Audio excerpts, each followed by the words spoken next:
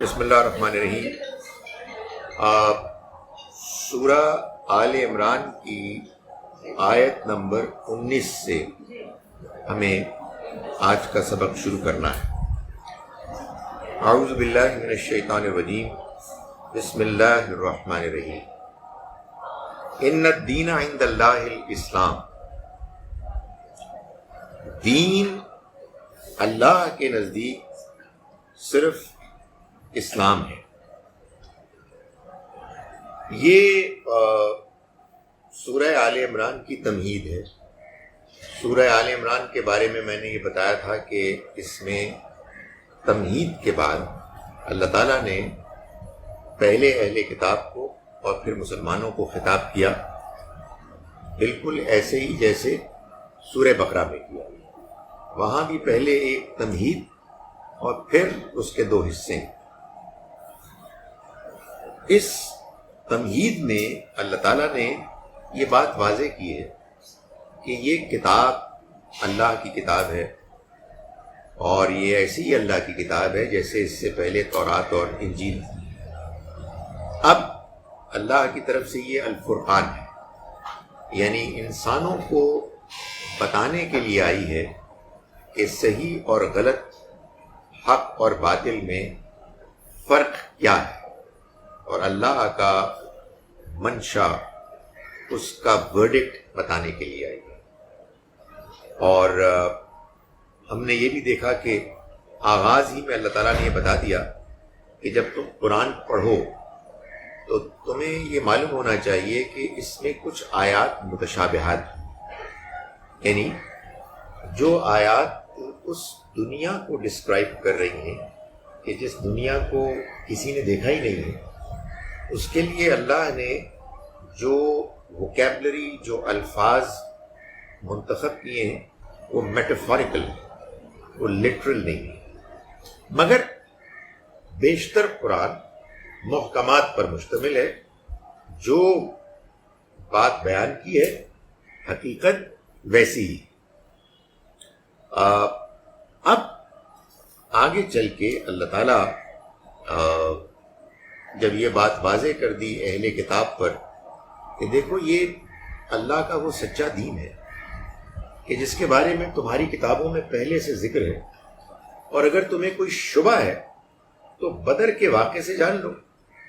وہاں اللہ نے یہ دکھا دیا کہ جب اللہ کے ماننے والے میدان جنگ میں اترے اور ان کے مقابلے میں وہ کفار تھے کہ جو تعداد میں اور اپنی عسکری ملٹری پریپریشن میں، تیاری میں زیادہ تھے، لیکن اس کے باوجود اللہ نے اپنے فرشتوں کو بھیج کر اپنا فیصلہ سنا دیا۔ تو جو جاننا چاہتا ہے اس کے لیے اللہ نے جاننے کا بہت کچھ بندوبست کیا ہوا۔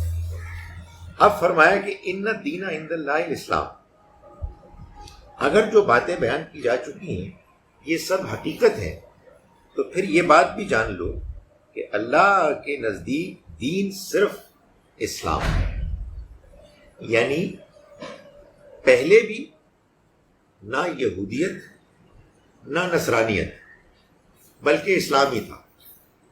یہ تو مذہبی لوگوں نے آپس کی ضد، ہٹ دھرمی لڑائی کی وجہ سے مختلف نام رکھ لیے، تو پہلے بھی یہ اسلام ہی تھا۔ آبویسلی ورڈ اسلام نہیں ہوگا، کچھ اور ہوگا، ہر لینگویج میں اسی کے ایکویولنٹ الفاظ ہوتے ہیں، مگر حقیقت ایک ہی، یعنی سبمیشن، خدا کے آگے اپنے آپ کو سبمٹ کر دینا۔ اللہ نے اس کے علاوہ اپنے دین کا کوئی اور نام رکھنا پسند نہیں کیا۔ کسی پیغمبر کے نام پر، کسی جگہ کے نام پر اللہ کے دین کے نام کا ٹائٹل نہیں رکھا گیا۔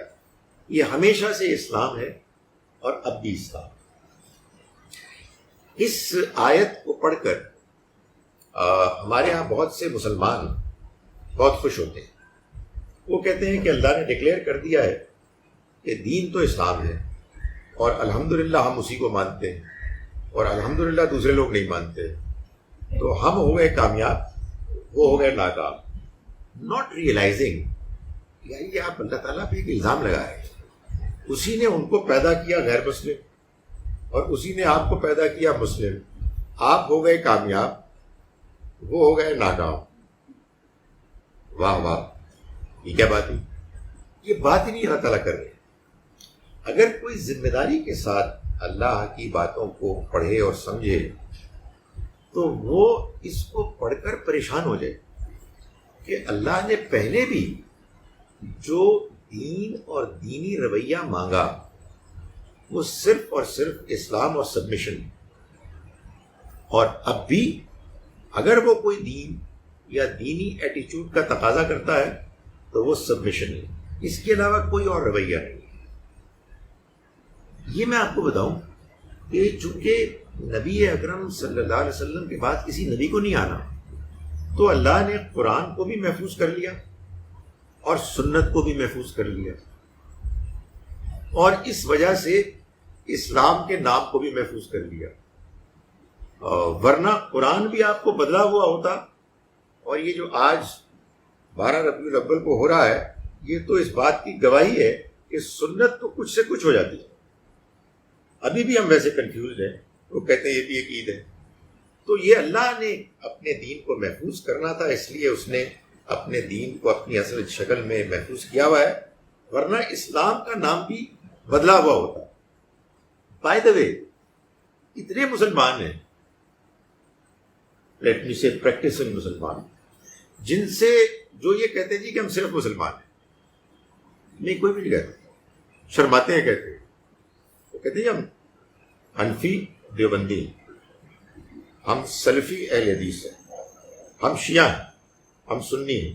یہ تو مسلمانوں کی مجبوری ہے کہ وہ اپنے آپ کو مسلمان اور اسلام کہیں، اس لیے کہ اللہ نے اس کو محفوظ کر دیا ہے.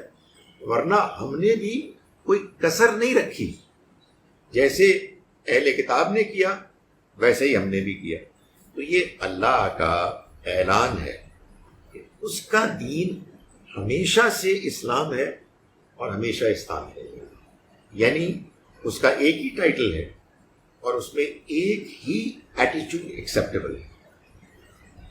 وَمَا اخْتَلَفَ الَّذِينَ أُوتُوا الْكِتَابَ، اور نہیں اختلاف کیا ان لوگوں نے کہ جو کتاب دیے گئے، الا سوائے من بعد ما جاءہم العلم، اس کے بعد کہ ان کے پاس العلم آ گیا، یعنی وحی کا علم آ گیا، کلیئر، انڈینائبل.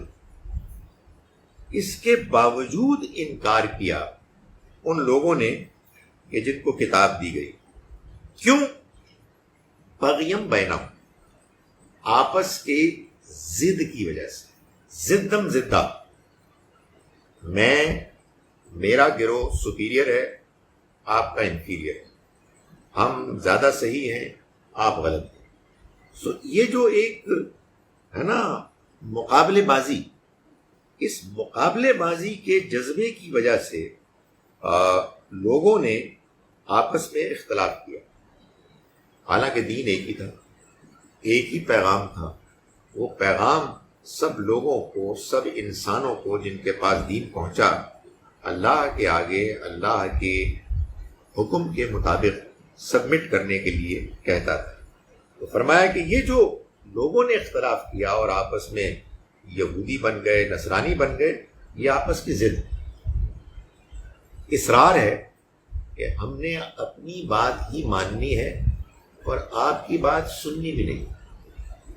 اچھا، گزارش یہ ہے کہ یہی کام ہم مسلمان کر رہے ہیں کہ ہم نے ایک ایسی چیز کو باقاعدہ انسٹیٹیوشنلائز کر لیا ہے جو ضد ہے. ہم نے ضد کو انسٹیٹیوشنلائز کر لیا، اس کا نام ہے تقلید. سنا ہے کبھی آپ نے؟ تقلید کے بارے میں ہمارے ہاں بہت سے مذہبی لوگ یہ کہتے ہیں کہ یہ لازم ہے. You know what it means? اس کا مطلب یہ ہے کہ اگر آپ سنی، حنفی، دیوبندی ہیں یا سنی، حنفی، بریلوی ہیں، تو آپ پھر ایسے ہی رہیں گے. آپ نے یہی باتیں ماننی, اور اس میں بائی ڈیفینیشن تقلید کا مطلب یہ ہے کہ آپ نے دلیل بھی نہیں مانگنی.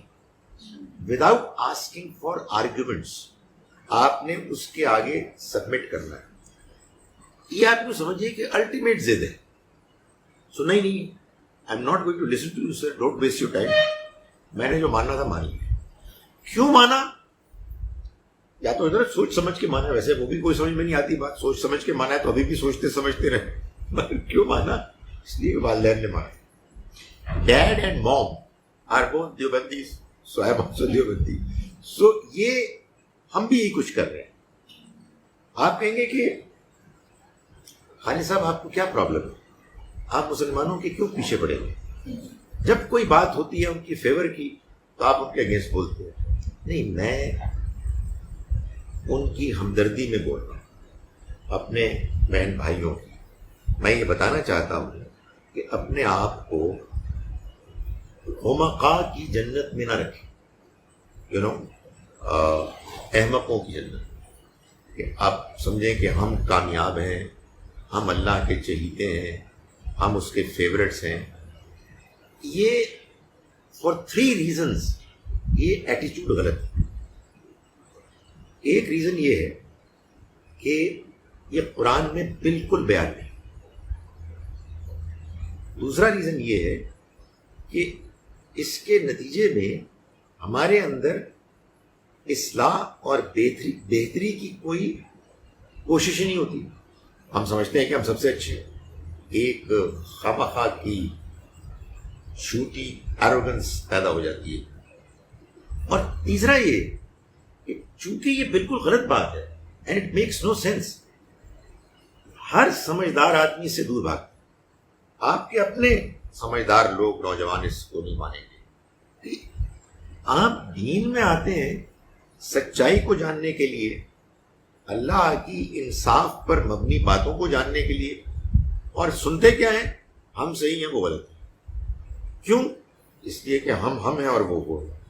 سو گزارش یہ ہے کہ یہ جو آپس کی ضد ہے, اس ضد کو خدا تعالیٰ کے ہاں کوئی ایکسیپٹنس نہیں ملے. وَمَن یکفر بآیات اللہ, اور جو اللہ کی آیات کا انکار کرے گا, فإن اللہ سریع الحساب, تو وہ جان لے کہ اللہ تعالیٰ حساب لینے میں بہت جلدی کرنے والا ہے. اس میں بھی ظاہر 2 باتیں ہیں. ایک یہ کہ اللہ کی آیات کا انکار کیا ہوتا ہے. انکار کا کے 2 لیولز ہو سکتے ہیں. ایک یہ کہ آپ اللہ کی آیات اور اس کے پیغام کو سمجھنے میں دلچسپی نہ ہے. سو آپ کہہ رہے ہیں I don't want to understand. یہ کیا ہے؟ یہ اقرار ہے, یہ انکار ہے. I am not interested, sorry. اور بہت سے کفار یہی کرتے تھے, وہ کانوں میں انگلیاں ڈال لیتے تھے. وہ کہتے ہیں کہ یہ جب یہ قرآن پڑھے نا والغوا فیہ, تو شور مچا دے. سو انکار کا ایک لیول یہ ہے, اور دوسرا لیول یہ ہے کہ بات سمجھ میں آ گئی ہے مگر آپ ماننا نہیں چاہتے. I'm not going to accept it. تو فرمایا کہ جو اللہ کی آیات کا انکار کرے گا تو وہ جان لے کہ اللہ حساب لینے میں بہت جلدی کرنے والا ہے. اس کا مطلب یہ ہے کہ اس غلط فہمی میں مت رہو کہ زندگی بڑی لمبی ہے اور پتہ نہیں کب ہوتا ہے حساب کتاب, ابھی بڑا ٹائم ہے. نہیں, وہ جب آئے گا نا وقت تو یوں چٹکی میں آئے گا اور تمہیں اندازہ بھی نہیں ہوگا. اللہ تعالیٰ بہت جلدی لینے والا ہے. یہ تمہاری غلط فہمی ہے کہ تمہیں ابھی بڑا ٹائم تمہارے پاس ہے. فَإِنْ حَاجُّوكَ, پھر اگر یہ آپ سے بحث کریں, یعنی نبی اکرم صلی اللہ علیہ وسلم کو ایڈریس کر کے فرمایا کہ اگر یہ اہل کتاب اتنی کلیئرلی میسج آ جانے کے بعد آپ کے ساتھ بحث کریں, فقل, تو آپ کہہ دیجئے اسلمت وجہی للہ, میں نے اپنے آپ کو اللہ کے حوالے کر دیا, اللہ کے سپرد کر دیا. وجہ کہتے ہیں چہرے کو.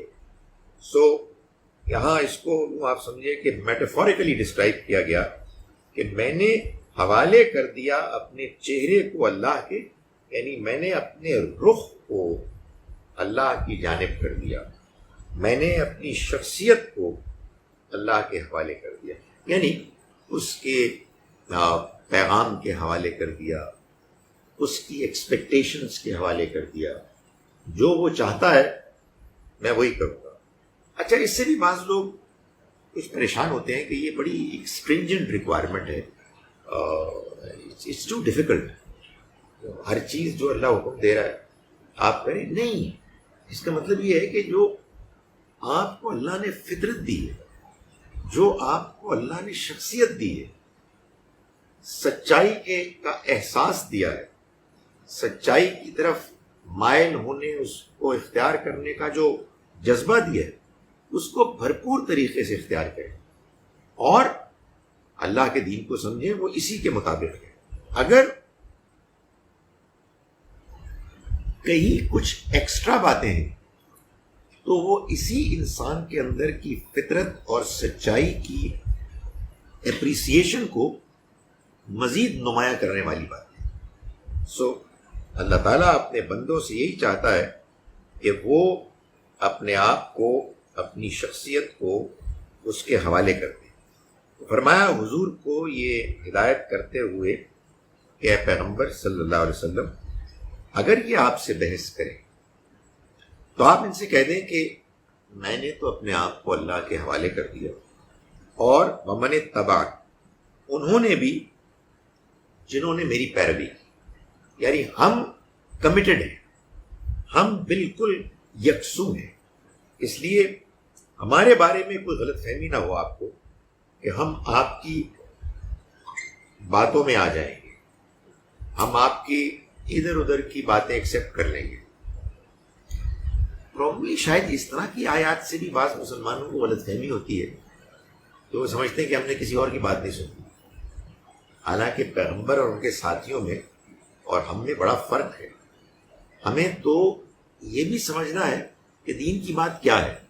سو اگر دین کی بات کرنے والے 4 5 6 لوگ ہیں تو جتنا جتنا ہمیں موقع ملے گا، توفیق ملے گی، ہم سبھی کو سنیں گے تاکہ ہمیں سمجھ میں آئے کہ کس کی بات زیادہ صحیح ہے۔ یہاں اسی بڑی عجیب بات ہے، یہاں جو ایک کمٹمنٹ کا اظہار کیا جا رہا ہے، یہ اصل میں حق کے ساتھ کمٹمنٹ ہے۔ وہ حق جو حضور پر براہ راست نازل ہوا، آپ کو تو کوئی شبہ ہی نہیں تھا، اور آپ کے ساتھیوں کو آپ کی شخصیت کی وجہ سے کوئی شبہ نہیں تھا، لیکن میرے اور آپ کے لیے تو کوئی گارنٹی نہیں ہے کہ میں جس استاد کی بات سن رہا ہوں وہ سارا حق ہے۔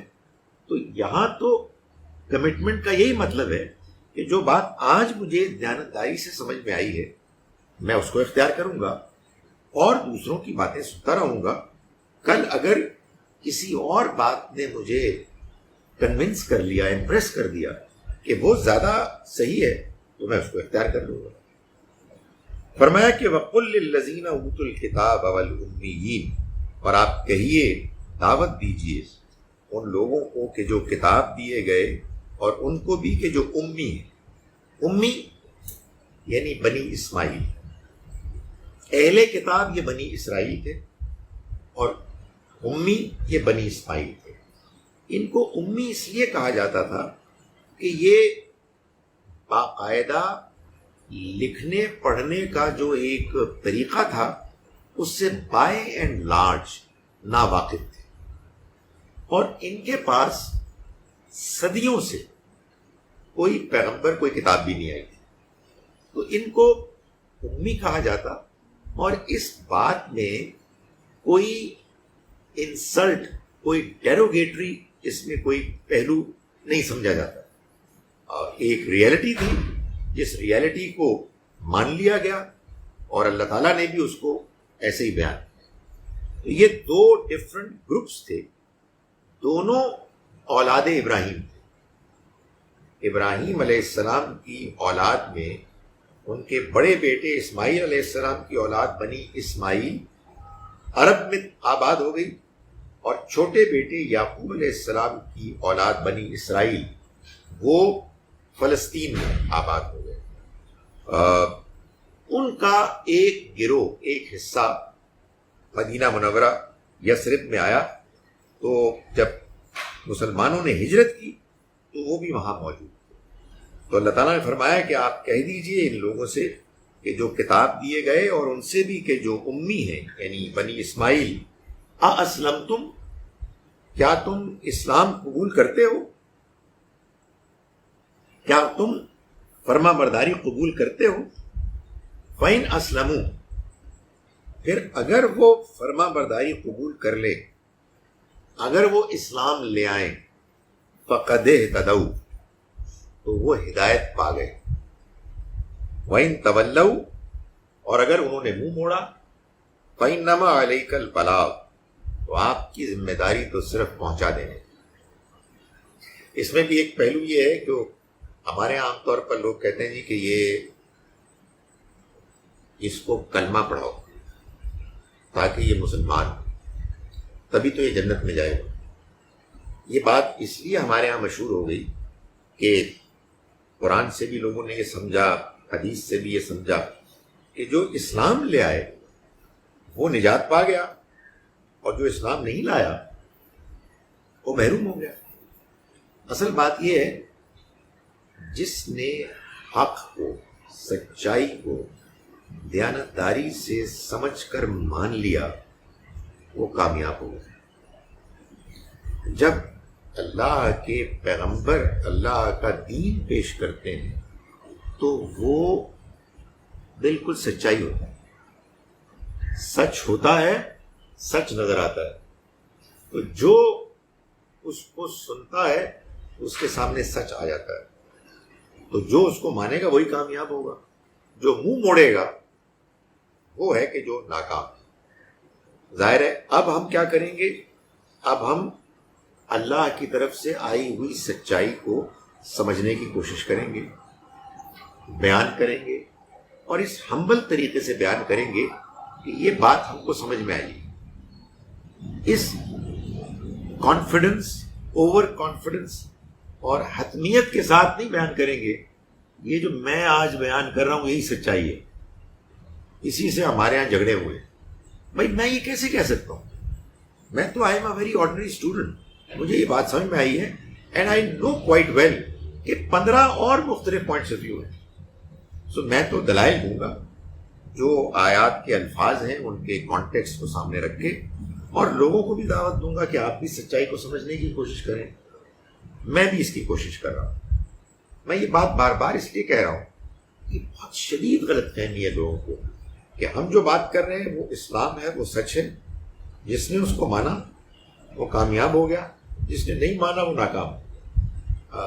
میرا یہ خیال ہے کہ یہ بات آخری حد تک کانفیڈنٹلی تبھی کہی جا سکتی ہے جب اللہ کے پیغمبر خود موجود ہیں۔ ہم ان کے لائے ہوئے پیغام کو دیانتداری سے سمجھ کر پیش کریں گے، لوگوں کو بھی اس کی دعوت دیں گے، لیکن لوگوں کو یہ بتائیں گے کہ اللہ کے ہاں وہی لوگ کامیاب ہوں گے کہ جو سچائی کو جاننے اور ماننے کے معاملے میں پوری طرح سے کمیٹڈ ہے، اور جو سچائی کو جاننے اور ماننے میں انٹرسٹڈ نہیں ہے وہ اللہ کے یہاں پکڑا جائے گا۔ جو حق سے گریز کرے گا وہی ہے کہ جو اللہ کے ہاں مجرم ٹھہرے گا۔ اور حق کیا ہے؟ ظاہر ہے کہ اس کا فیصلہ اللہ کو کرنا ہے، اور وہ ہر چیز سے واقف ہے۔ سو یہاں یہ فرمایا گیا کہ آپ کہہ دیجئے ان لوگوں سے کہ جو کتاب دیے گئے اور امیوں سے بھی، بنی اسماعیل سے بھی، کہ کیا تم نے فرما برداری قبول کر لی؟ پھر اگر وہ اسلام فرما برداری قبول کر لیں، فقد اہتدوا، تو وہ ہدایت پا گئے۔ وَإِن تَوَلَّوْا، اور اگر انہوں نے منہ موڑا۔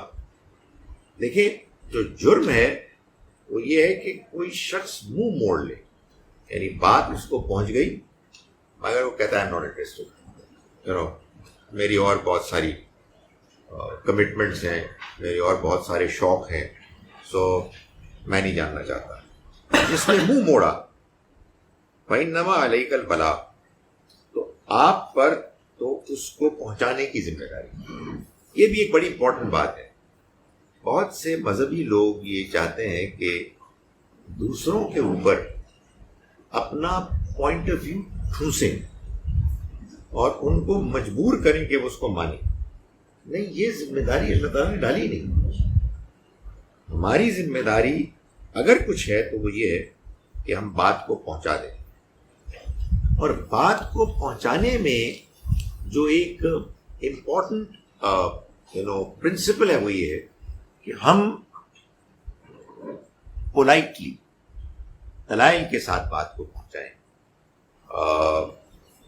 کسی کو ایکیوز کیے بغیر، ایگریشن کے بغیر. واللہ بصیر بالعباد، اور اللہ بندوں کو دیکھ رہا، یعنی اسے معلوم ہے کہ لوگ کیا کر رہے ہیں، ان کا کیا رویہ ہے، وہ کیسے سوچ رہے ہیں. ان الذین یکفرون بآیات اللہ، یقیناً وہ لوگ کہ جنہوں نے اللہ کی آیات کا انکار کیا. وَيَقْتُلُونَ النَّبِيِّينَ بِغَيْرِ حق، اور نبیوں کو قتل کیا نا حق. وَيَقْتُلُونَ الَّذِينَ يَأْمُرُونَ بِالْقِسْطِ، اور قتل کیا ان لوگوں کو بھی کہ جو انصاف پر رہنے کی دعوت دیتے تھے. من الناس، لوگوں میں سے. فَبَشِّرْهُمْ بِعَذَابٍ أَلِيمٍ، ان کو آپ ایک دردناک عذاب کی خوشخبری سناتے. خوشخبری سناتے ظاہر ہے کہ ایک طنز کا انداز ہے کہ انہیں آپ بتا دیں کہ وہ تو شاید دنیا کی کامیابیوں کی کوئی خوشخبری اپنے لیے تلاش کر رہے ہیں، لیکن ان کے اس رویے کے نتیجے میں ان کے لیے ایک دردناک عذاب ہے. آبویسلی اتنے بڑے جرائم جن لوگوں نے کیے ہیں وہ خدا تعالیٰ کی رحمت کے مستحق نہیں ہو سکتے کہ انہوں نے اللہ کی آیات کا انکار کر دیا. اور پھر اس کے بعد جب اللہ کے نبی آئے ان کو یہ بتانے کے لیے کہ یہ جو کچھ وہ کر رہے ہیں وہ ٹھیک نہیں ہے، انہوں نے ان کے بارے میں رد عمل کے نتیجے میں ان کو قتل بھی کر ڈالا. تاریخ میں زکریا اور یحییٰ علیہ السلام کے بارے میں تو ہم جانتے ہیں کہ ان کو قتل کیا گیا. مسیح علیہ السلام کے بارے میں بھی ہم جانتے ہیں کہ انہوں نے اپنی پوری کوشش کی کہ ان کو بھی سولی پر چڑھا دیں. یہ تو اللہ نے ہم کو اطلاع دی کہ وہ سولی پر نہیں چڑھے، اگرچہ کہ ایک بڑی تعداد ہے انسانوں کی جو سمجھتی ہے کہ ایسا ہو گیا. یہ جرائم ہیں کہ جو کیے ان لوگوں نے کہ جن کو کہ اللہ نے اپنا پیغام دیا اور پھر پیغام دینے کے بعد ان کے پیچھے پیغمبروں کو بھیجا. سو آپ امیجن کر سکتے ہیں کہ ہوا کیا تھا. ہوا یہ تھا کہ موسیٰ علیہ السلام اللہ کی کتاب لائے، اس کتاب کو ماننے والے لوگ تھے، اس میں علماء بھی تھے جو تورات کو پیش کرتے تھے، لوگوں کے سامنے دین پیش کرتے تھے. جو کچھ وہ کرتے اس میں گڑبڑ تھی، سیریس پرابلمس تھیں. تو اللہ کے نبیوں نے آ کے ان کو اس پر کرٹیسائز کیا، مگر وہ اپنے اس دینی موقف پر اتنے ڈٹ گئے، اتنے متعصب ہو گئے، اور ان کی اتنی ویسٹڈ انٹرسٹ تھی کہ انہوں نے نبیوں تک کو قتل کرنے سے گریز نہیں کیا. یہ انسان کے اوپر طاری ہو جاتی ہے چیز، آدمی دیوانہ ہو جاتا ہے، انسان جانور بن جاتا ہے اگر وہ حق پسندی کی بجائے اپنی خواہش، اپنی انا، اپنے گروہی تعصبات پر زیادہ زور دے. تو یہ تو بعض اوقات اپنے پاکستانیوں سے بھی پریشانی ہوتی ہے جب میں ان کو گفتگو کرتے سنتا ہوں. مائی گڈنس، انسان کو نارمل ہونا چاہیے. میرا آپ کا کوئی مذہبی کوئی سیاسی اختلاف ہو سکتا ہے، لیٹس بی نارمل. میں تو اب ایک بالکل حتمی نتیجے پہ پہنچ گیا ہوں اور میں اس کو بار بار بیان کرتا ہوں. دا مور سیریس یور ڈفرینسز، جتنے زیادہ سیریس ڈفرینسز ہیں، جتنے زیادہ کمپلیکس ڈفرینسز ہیں، اتنے زیادہ پولائٹ ہو جائیں، اتنے زیادہ نرم ہو کے گفتگو کریں. And be careful in the choice of your words. ورنہ ورنہ خیر نہیں. ان الذین یکفرون بآیات سے یہ ہو گیا. فرمایا کہ اولئک الذین حبطت اعمالهم، یہ وہ لوگ ہیں کہ جن کے اعمال ضائع ہو، حبط ہو گئے، پھر دنیا والآخرہ، دنیا میں بھی اور آخرت میں. حبط ہو گئے یعنی مطلب یہ ہے کہ جو نیکیاں انہوں نے کی ان نیکیوں کا اب ان کو کوئی اجر صلہ نہیں ملے گا. یہ قرآن مجید نے بار بار ہم کو بتایا ہے کہ آخرت میں جو حساب کتاب ہوگا وہ حساب کتاب ہوگا اس بنیاد پر کہ یا آپ کی نیکیاں ہوں گی تگڑی تو آپ کی نیکیاں کھڑی رہیں گی اور آپ کے کیریکٹر کو خراب نہیں ہونے دیں گے. آپ غلطیاں کریں گے، ہو سکتا ہے بڑی بڑی کریں، مگر آپ توبہ کر کے واپس آ جائیں. یا آپ کی نیکی ہوگی کمزور، کھوکھلی، پھس پھسی، تو بڑے بڑے گناہ آئیں گے اور ان کو کھا جائیں گے. ہمارے ہاں لوگوں نے عام طور پر یہ سمجھ رکھا ہے جس کے نتیجے میں بڑے بلنڈرز ہوتے ہیں. لیکن غلط مذہبی نقطۂ نظر سے کیا کیا سیریس جرائم ہوتے ہیں.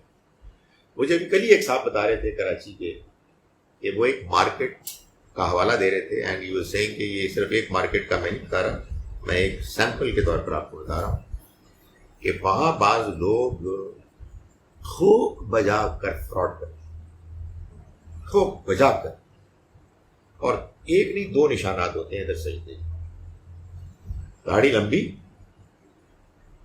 if not two at least one عمرہ اور حج بھی ہوتا ہے وغیرہ، دونوں کام ساتھ ساتھ چل رہے ہیں. مرج البحران یلتقیان، دو پانی کی دھارے ہیں ایک ساتھ چل رہے ہیں، دونوں کو ایک دوسرے سے کوئی تعلق نہیں، ڈسٹرب نہیں کرتے. You know why?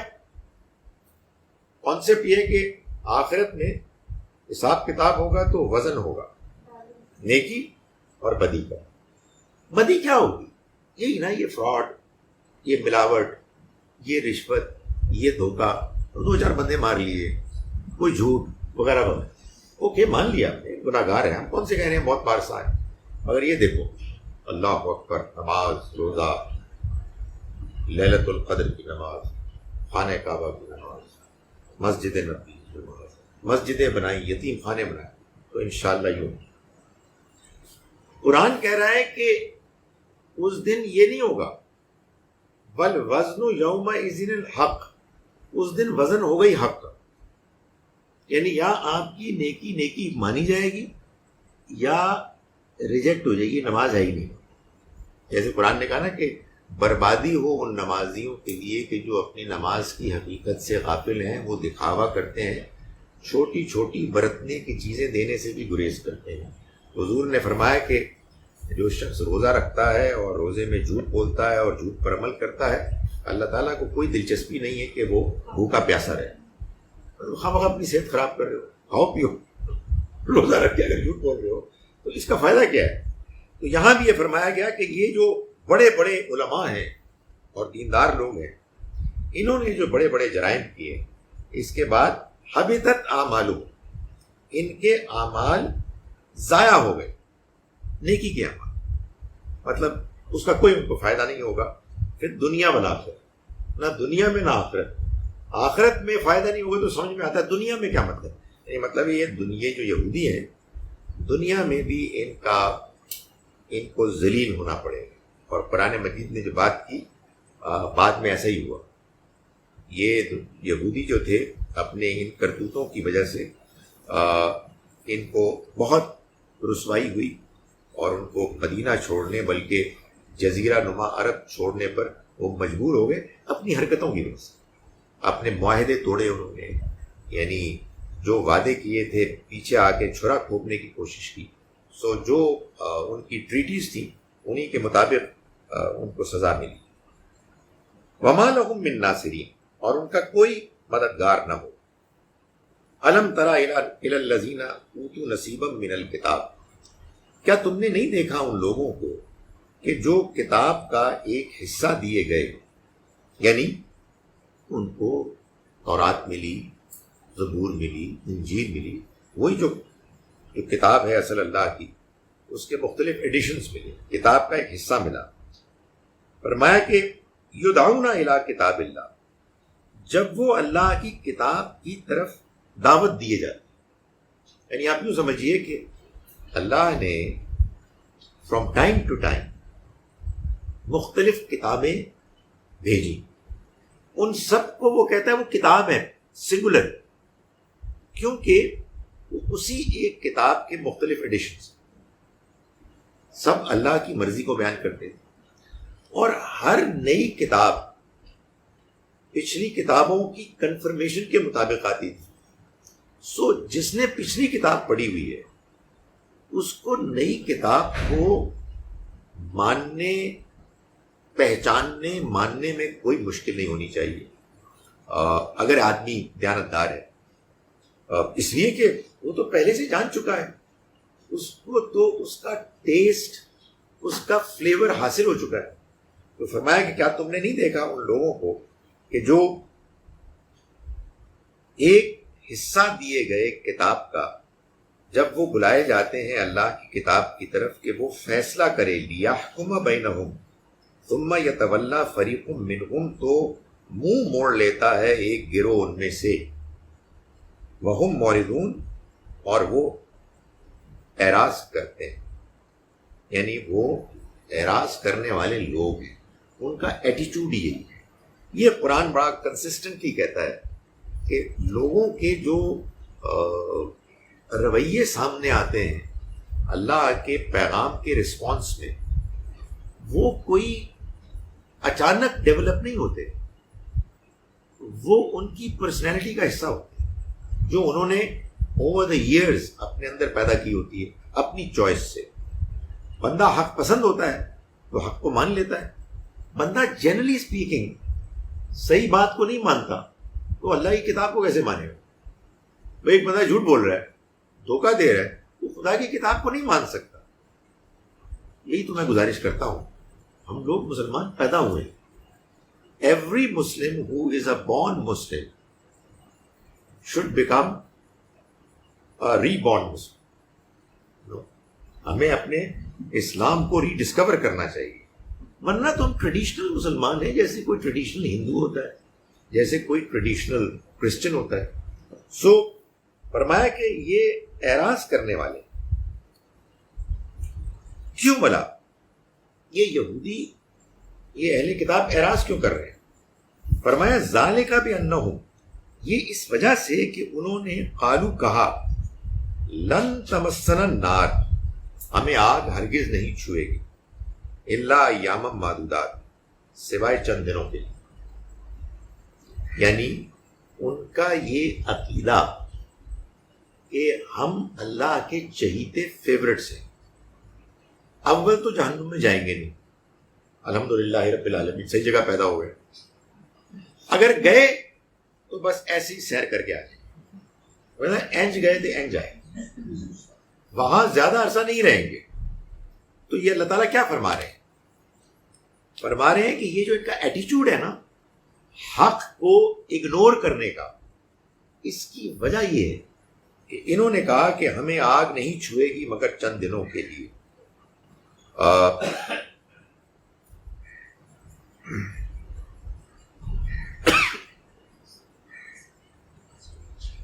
میں جب اس طرح کی آیات پڑھتا ہوں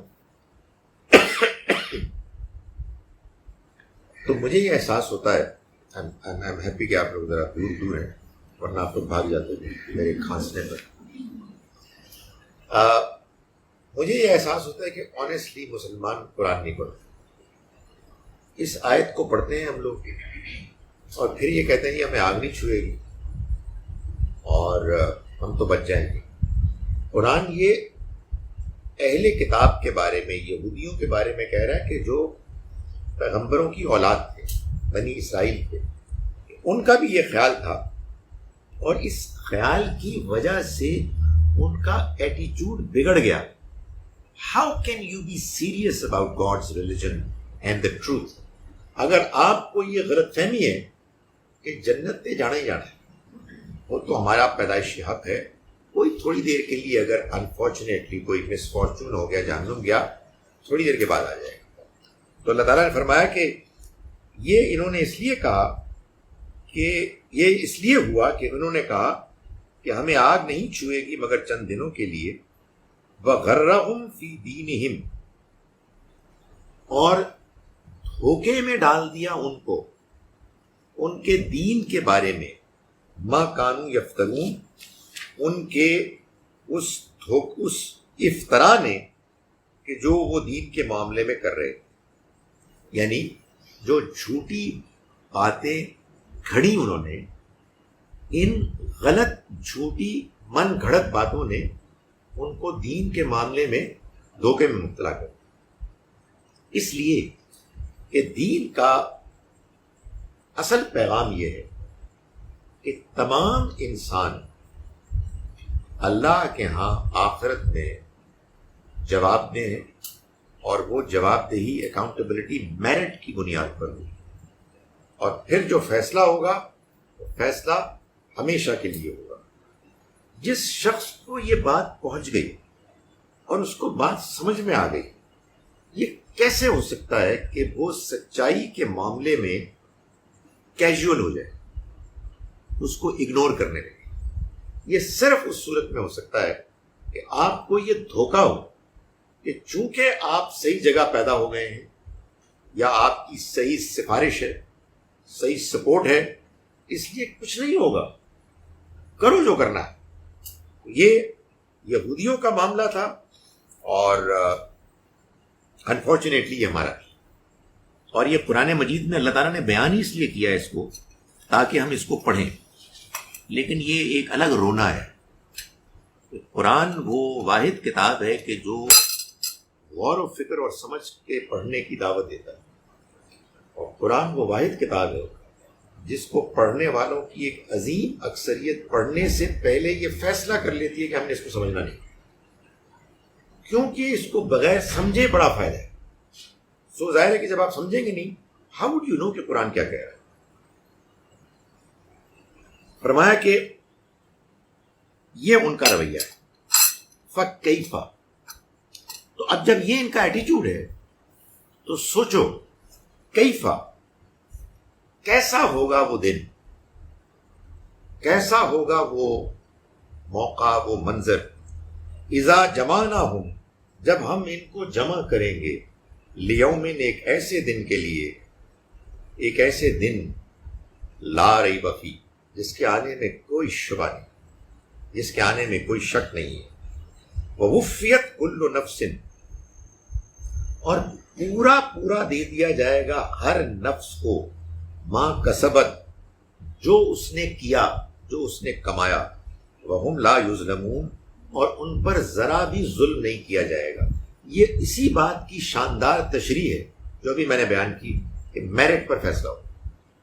ہر انسان کو جو اس نے کیا، جو اس نے کمایا، اس کی بنیاد پر بھرپور پورا بدلہ ملے گا.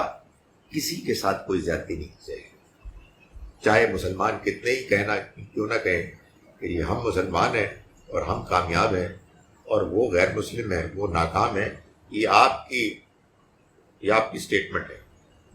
اللہ تعالیٰ کی سٹیٹمنٹ یہ ہے کہ وہ ہر انسان کو میرٹ کی بنیاد پر اکاؤنٹیبل کرے گا. ہر نفس کو اس کے کیے کے مطابق بدلہ ملے گا، کسی کے ساتھ کوئی ظلم نہیں کیا جائے گا. قل اللہم، آپ کہیے، آپ دعا کیجیے، اے اللہ. یعنی مطلب یہ ہے کہ یہ ہیں ان کے جرائم، ان اہل کتاب کے. اس کے بعد مجھے پنجابی بولنے دیں، ان کی کہانی مک گئی، ان کا دور عہد ختم ہو گیا. Their innings is over. اب اے بنی اسماعیل کے لوگوں، اے اولاد اسماعیل، now it's your turn. دعا کرو، اللہم مالک الملک، اے بادشاہت کے مالک، تؤتی تؤتی الملک من تشاء، تو دیتا ہے بادشاہت جس کو چاہتا ہے، وتنزع الملک ممن تشاء، اور تو بادشاہی چھین لیتا ہے جس سے چاہتا ہے، وتعز من تشاء، تو عزت دیتا ہے جس کو چاہتا ہے، وتذل من تشاء، اور تو ذلت دیتا ہے جس کو چاہتا ہے، بیدک الخیر، تیرے ہی ہاتھ میں سارا خیر۔ یعنی کہنے کا مقصد یہ ہے کہ اللہ تعالیٰ کے ہاں اونچا کرنا، نیچا کرنا، یہ فیصلے اس کے ہاتھ میں ہیں۔ آزمائش کے لیے بھی وہ ایسا کرتا ہے، لیکن اس کے یہ فیصلے خیر کی بنیاد پر، یعنی بعض اوقات تو یہ اس لیے ہوتے ہیں کہ جن کے پاس خیر ہے ان کو اس کا موقع مل جائے، اور بعض اوقات اس لیے بھی ہوتے ہیں کہ جن کے پاس خیر ہے ان کی آزمائش ہو اور وہ اس مشکل حالات کی آزمائش میں اپنے خیر کو نمایاں کرے۔ سو اللہ کے ہاتھ میں سارا خیر ہے۔ یعنی کہنے کا مقصد یہ کہ یہ مطلب نہیں ہے کہ اگر فرعون کو بادشاہت ملی ہے تو بھی خیر ہے، نہیں، یہ اللہ کا خیر پر مبنی فیصلہ ہے۔ اس کو آزمایا جائے گا، ویسے باقی لوگوں کو آزمایا جائے گا اس کی ماتحتی کی مشکلات کے ساتھ۔ انک علی کل شیء قدیر، یقیناً تو ہر چیز پر قدرت رکھنے والا ہے۔ تولج اللیل، تو رات کو دن میں پروتا ہے، وتولج النہار فی اللیل، اور دن کو رات میں داخل کرتا ہے، وتخرج الحی من المیت، اور تو نکالتا ہے زندہ کو مردہ میں سے، وتخرج المیت من الحی، اور تو نکالتا ہے مردہ کو زندہ میں سے، وترزق من تشاء، اور تو رزق دیتا ہے جن کو چاہتا ہے، بغیر حساب، بغیر حساب کتاب۔ یہ اب یعنی نیچر کے فینومنا میں سے کچھ مثالوں سے اللہ تعالیٰ نے بیان کیا کہ جیسے اس دنیا کی فطرت کے عوامل ہیں، ان سے اللہ تعالیٰ ان حقیقتوں کا مشاہدہ کراتا ہے، ویسے ہی معاملہ اللہ تعالیٰ انسانوں کے اونچ نیچ کے فیصلوں میں بھی ایسے ہی کرتا ہے۔ کبھی گھٹا ٹوپ اندھیرا چھا جاتا ہے، سو ایسا بھی ہوتا ہے، اور کبھی روشنی چھا جاتی ہے، تو یہ عدل بدل ہوتا رہتا ہے۔ وہ اسی سورہ مبارکہ میں آگے جا کے ہم دیکھیں گے، اللہ تعالیٰ فرماتے ہیں تلک الایام نداولها بین الناس، یہ ایام دن ہیں جن کو ہم الٹ پلٹ کرتے رہتے ہیں انسانوں میں۔ کبھی اندھیرا چھاتا ہے، کبھی اجالا غالب آ جاتا ہے، کبھی مردہ ہے اس سے وہ زندہ پیدا کر دیتا ہے، زندہ چیزیں، کبھی زندہ سے مردہ پیدا کرتا ہے۔ سو انسانوں میں بھی بعض اوقات بیکار لوگ جو ظلم کرتے ہیں وہ غالب آ جاتے ہیں، اور بعض اوقات اللہ کے نیک بندے وہ غالب آ جاتے ہیں۔ سو یہ اللہ کی طرف سے فیصلے ہوتے ہیں اس کی حکمت کے تحت، تاکہ دنیا کی یہ آزمائش خیر اور شر کے امتزاج سے چلتی رہے، اور لوگوں کو موقع ملتا رہے کہ وہ اپنی اپنی پرفارمنس کو پیش کریں۔ اس دنیا میں آخری نتیجہ نہیں نکلتا، اس دنیا میں آخری نتیجے کی غرض سے لوگوں کو آزمایا جاتا ہے کہ وہ اپنی کارگزاری، کارروائی، اپنی پرفارمنس سے اس بات کو ثابت کرے کہ وہ اللہ کے ہاں کامیاب ہونے کے مستحق ہیں یا ناکام ہونے کے۔ جی، لا يتخذ المؤمنون الکافرین اولیاء من دون المؤمنین، نہ بنائیں اہل ایمان ان کافروں کو دوست مومنین کو چھوڑ کر۔ وَمَن يَفْعَلْ ذَلِكَ، اور جو کوئی ایسا کرے گا، فَلَيْسَ مِنَ اللَّهِ فِي شَيْءٍ، تو اللہ سے اس کا کوئی تعلق نہیں، اِلَّا أَن تَتَّقُوا مِنْهُمْ تُقَاتٍ، سوائے اس کے کہ تم بچو ان سے جیسے کہ بچنے کا حق ہے۔ وَيُحَذِّرُكُمُ اللَّهُ نَفْسَهُ، اور اللہ تمہیں اپنے آپ سے ڈراتا ہے۔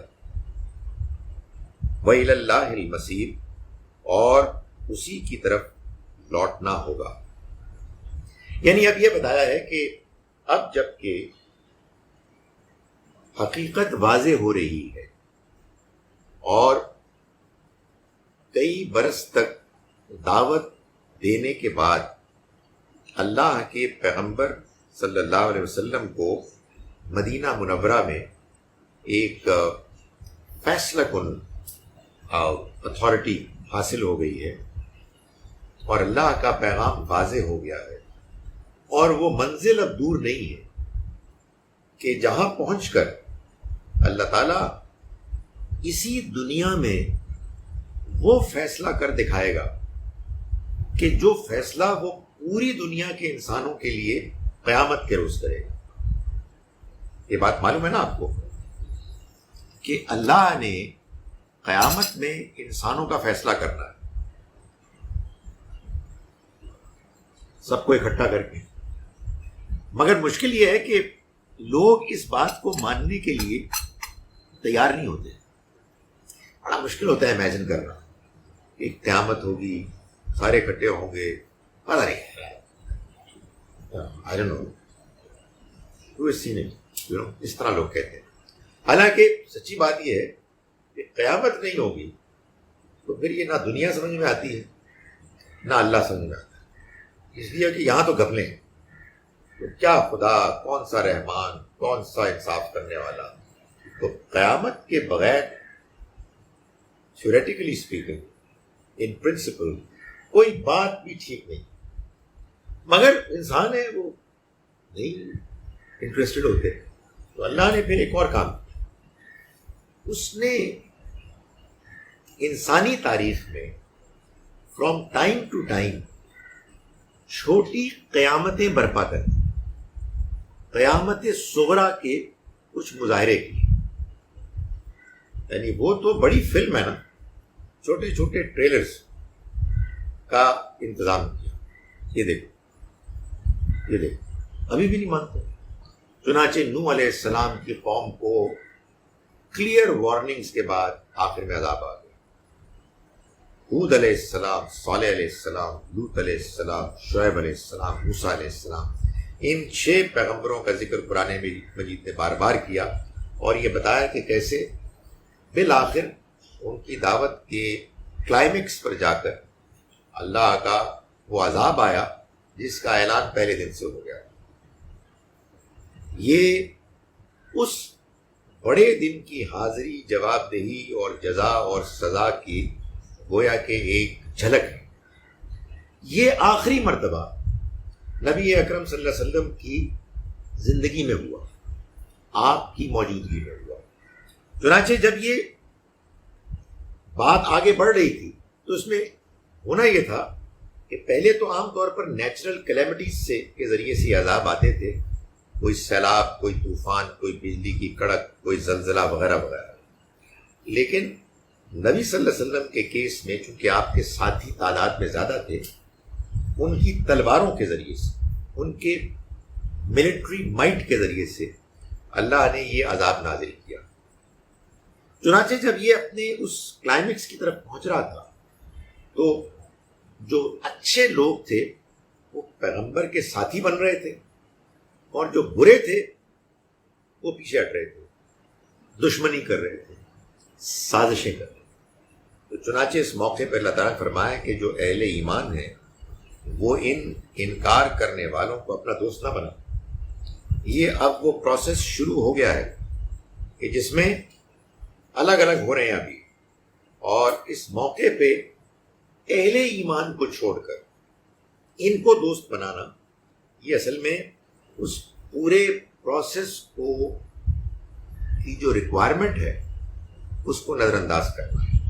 اب آپ آپس میں مکس اپ ہو کے وہ دوستی نہیں کر سکتے جس میں آپ اہل ایمان کو، مسلمانوں کو اسلام کی جو ریکوائرمنٹس ہیں، اس کے جو مصلحتیں ہیں، ان کو آپ نظر انداز کر کے ان سے دوستی کریں۔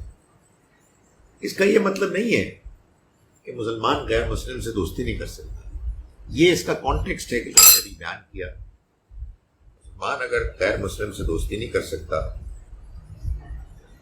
تو ان کی عورتوں سے شادی کیسے کر سکتا، ان کو دعوت کیسے دے سکتا؟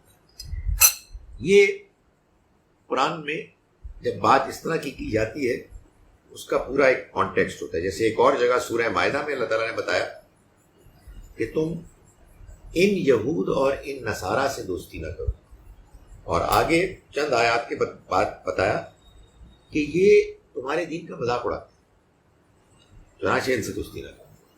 تو یہاں یہ فرمایا کہ اہل ایمان ان کافروں کو دوست نہ بنائیں مومنین کو چھوڑ کر، وَمَن يَفْعَلْ ذَلِكَ، اور جو ایسا کرے گا فَلَيْسَ مِنَ اللَّهِ فِي شَيْءٍ، تو اس کا اللہ سے کوئی تعلق نہ ہوگا۔ یعنی اللہ ایک بڑا فیصلہ کر رہا ہے اور یہ لوگ اس کو اگنور کر کے اپنے دنیاوی اغراض مقاصد کو پورا کر رہے ہیں۔ تو وہ فَلَيْسَ مِنَ اللَّهِ فِي شَيْءٍ، اللہ کے ساتھ ان کا کوئی تعلق نہیں ہوگا، إِلَّا أَن تَتَّقُوا مِنْهُمْ تُقَاتٍ، سوائے اس کے کہ تم ان سے بچو جیسے کہ بچنے کا حق ہے۔ کبھی تم یہ محسوس کرو کہ ان سے بات چیت کرنے ہی میں تمہارے لیے ایک سیکیورٹی اور آسانی ہے، اس لیے کہ اگر تم ان سے گریز کرو گے تو تمہیں نقصان پہنچے گا، تو اوکے، اپنی بہتری کے لیے، ڈیفنس کے لیے، اپنے انٹرسٹ کو سیکیور کرنے کے لیے اگر تم ان سے اچھا حسن سلوک کا برتاؤ کرو، یہ ایک ڈفرنٹ بات ہے۔ وَيُحَذِّرُكُمُ اللَّهُ نَفْسَهُ، اور اللہ تمہیں ڈراتا ہے اپنے آپ سے۔ ڈراتا ہے اپنے آپ سے یعنی وہ تمہیں یہ بتاتا ہے کہ دیکھو اللہ نے تمہیں ابھی تک جو مہلت دی ہے اور تمہارے جرائم کے باوجود جو تمہیں پکڑنے سے، عذاب دینے سے گریز کیا ہے، اس سے غلط فہمی کا شکار نہ ہو جائے۔ خدا تعالیٰ کا قانون اٹل ہے، وہ اس کے انصاف کے مطابق ہے۔ تم نے اگر اس غلط رویے کو جاری رکھا تو پھر تمہاری پکڑ ہوگی۔ آج کیوں نہیں ہو رہی؟ اس لیے کہ اللہ مہربان ہے، وہ موقع دیتا ہے، وہ مزید چانسز دیتا ہے، لیکن بہرحال اس کا قانون یہ ہے کہ کسی موقع پر آ کے وہ ضرور ان لوگوں کو کہ جنہوں نے جان بوجھ کر مجرمانہ رویہ اختیار کیا ان کو عذاب سے دوچار کرے گا۔ تو اللہ تم کو اپنے آپ سے ڈراتا ہے، خبردار کرتا ہے۔ وَإِلَى اللَّهِ الْمَصِيرُ، اور اللہ ہی کی طرف لوٹنا ہوگا۔ میں ان آیات کا ترجمہ پہلے کر لوں، اس کے بعد آپ سوال جواب کر سکیں گے۔ ہم نے شروع کیا آج کا سبق آیت سورہ آل عمران کی آیت نمبر 19 سے۔ بسم اللہ الرحمن الرحیم۔ ان الدین عند اللہ الاسلام، دین تو اللہ کے نزدیک قابل قبول اسلام یعنی فرما برداری اختیار کرنا ہی ہے۔ وما اختلف الذین اوتوا الکتاب، اور نہیں اختلاف کیا ان لوگوں نے کہ جو کتاب دیے گئے، الا من بعد ما جاءہم العلم، مگر اس کے بعد کہ ان کے پاس وحی کا علم آ گیا، بغیم بینہم، آپس کی ضد کی وجہ سے، ومن یکفر بآیات اللہ، اور جو اللہ کی آیات کا انکار کرے گا، فإن اللہ سریع الحساب، تو اللہ حساب کتاب لینے میں بہت جلدی کرنے والا ہے۔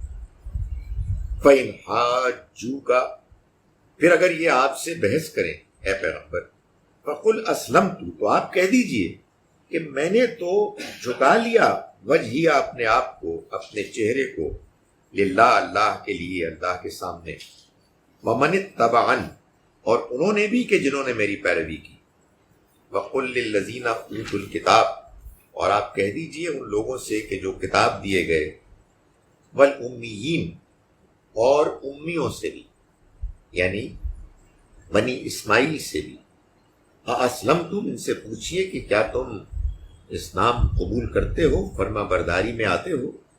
فَإِنْ أَسْلَمُوا، پھر اگر یہ فرما برداری قبول کر لیں، فَقَدْ اهْتَدَوْا، تو انہوں نے ہدایت پالی، وَإِنْ تَوَلَّوْا، اور اگر انہوں نے منہ موڑا، فَإِنَّمَا عَلَيْكَ الْبَلَاغُ، تو آپ پر تو صرف پہنچا دینے کی ذمہ داری ہے، وَاللَّهُ بَصِيرٌ بِالْعِبَادِ، اور اللہ بندوں کو دیکھتا ہے۔ ان الذین یکفرون بآیات اللہ، یقیناً وہ لوگ کہ جنہوں نے اللہ کی آیات کا انکار کیا، وَيَقْتُلُونَ النَّبِيِّينَ بِغَيْرِ حق، اور انہوں نے نبیوں کو قتل کیا نا حق، وَيَقْتُلُونَ الَّذِينَ يَأْمُرُونَ بِالْقِسْطِ مِنَ النَّاسِ، اور وہ قتل کرتے رہے ان لوگوں کو کہ جو حکم دیتے تھے انصاف کے مطابق لوگوں میں، وَبَشِّرْهُمْ، تو آپ ان کو خوشخبری سنا دیجئے، بعذاب علیم، ایک دردناک عذاب کی۔ اولئک الذین حبطت اعمالهم، یہ وہ لوگ ہیں کہ جن کے اعمال ضائع ہو گئے، فی الدنیا والآخرہ، دنیا میں بھی اور آخرت میں بھی، وما لهم من ناصرین، اور ان کا مددگاروں میں کوئی نہ ہوگا۔ الم تر الی الذین اوتوا نصیبا من الکتاب، کیا تم نے نہیں دیکھا ان لوگوں کو کہ جو کتاب کا ایک حصہ دیے گئے، یدعون الی کتاب اللہ، وہ دعوت دیے جاتے ہیں اللہ کی کتاب کی طرف، لیحکم بینہم، کہ وہ فیصلہ کرے ان کے درمیان، ثم یتولی فریق منہم، تو کیا ہوتا ہے کہ منہ موڑ لیتا ہے ایک گروہ ان میں سے، وہم معرضون، اور وہ منہ پھیر لینے والے لوگ ہی ہیں۔ ذالکہ، یہ اس وجہ سے ان کا رویہ ہوا، بِأَنَّهُمْ، کہ انہوں نے کہا، قالوا، انہوں نے کہا، لن تمسنا النار، ہمیں آگ ہرگز نہیں چھوئے گی، الا ایاما معدودات، سوائے چند دنوں کے، وغرہم، اور ان کو دھوکے میں ڈال دیا، فی دینہم، ان کے دین کے بارے میں، ما کانوا یفترون، وہ جھوٹی باتیں کہ جو وہ گڑتے تھے، فکیفا، تو کیسا عجیب ہوگا وہ دن، اذا جمعناہم، جب جمع کریں گے ہم ان کو، لیومن، ایک ایسے روز کے لیے، ایک ایسے روز، لا ریب فیہ، جس کے آنے میں کوئی شبہ نہیں، ووفیت کل نفس ما کسبت، اور پورا پورا دے دیا جائے گا ہر انسان کو بدلہ اس کا کہ جو اس نے کمایا، وہم لا یظلمون، اور ان پر کوئی ظلم نہیں کیا جائے گا۔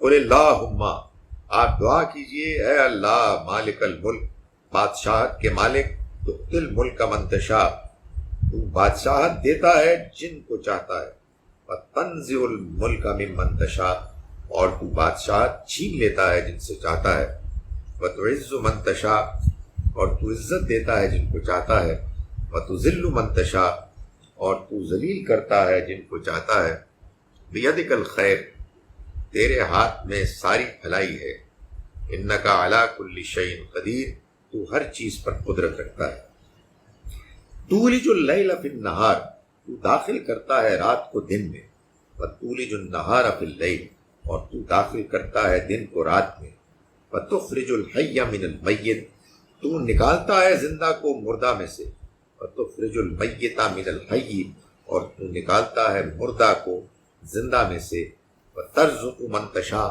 اور تو رزق دیتا ہے جن کو چاہتا ہے، بغیر حساب، بغیر حساب کتاب کے، لا یتخذ المؤمنون الکافرین، نہ بنائیں مومن اہل ایمان ان کافروں کو اولیاء دوست، من دون المومنین، اہل ایمان کو چھوڑ کر، مسلمانوں کو چھوڑ کر، ومن یفعل ذلک، جو ایسا کرے گا، فلیس من اللہ فی شیء، اس کا اللہ کے ساتھ کچھ تعلق نہیں ہوگا، الا، سوائے اس کے کہ ان تتقوا منہم تقات، تم ان سے بچو جیسے کہ بچنے کا حق ہے، وَيُحَذِّرُكُمُ اللَّهُ نَفْسَهُ، اور اللہ ڈراتا ہے تم کو اپنے آپ سے، وَإِلَى اللَّهِ الْمَصِيرُ، اور اللہ ہی کی طرف لوٹنا۔ اقول قولی ھذا واستغفر اللہ، سوالوں کے لیے انفارچونیٹلی اگر ایسا ہو جائے کہ یہاں آ جائیں، اس نے پوچھنا ہے تاکہ اس مائک پہ پوچھ لیں. اس کا ایک فائدہ یہ بھی ہوگا کہ سوال کرنے میں ایک ڈیٹرنس بھی آ جائے. جو وہاں اٹھ کے آئے کے لیے تیار ہو وہی سوال کر سکتا ہے.